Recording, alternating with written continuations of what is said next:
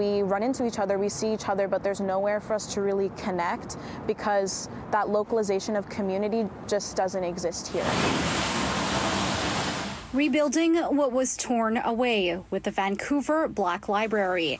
One UBC student is hoping to bring a community hub to a historic neighborhood where Black businesses, culture, and joy once thrived.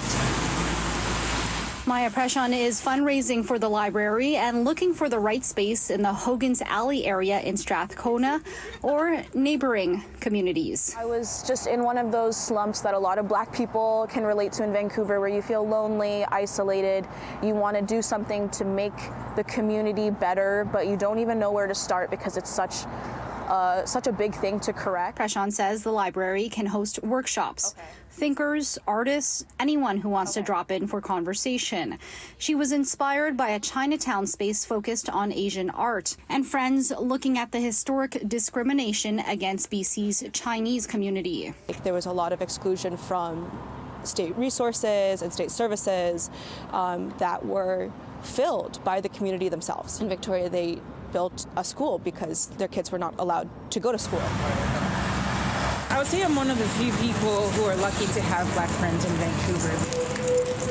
Where are the Black professionals? Where are the Black artists? Where are the Black influencers? It's almost like you have to make this active effort to find people who are similar to you. Sade Awele lived in the Toronto area before going west for work as an engineer and to be part of the local music industry. She says a bigger population is just one factor. And so you're able to find more people who you can relate with, and the communities have been built in such a stronger form and have such a stronger presence that finding an event by a Black person is not hard out in Toronto. It's just sort of the way that things are run, right? And so because of that, it becomes a challenge. So it's infrastructure, it's the lack of awareness.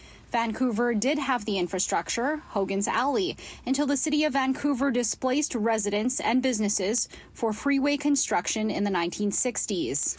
The latest Statistics Canada census says there were over 26,000 people who identified as Black living in the Greater Vancouver area in 2016.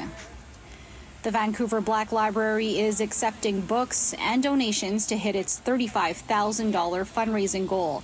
And Awele and others are eager for an inclusive space. This is where I can get a piece of what's mine or a piece of what's home from me. VBL is different because it's upwards, onwards, trying to build something that we should have had a long time ago.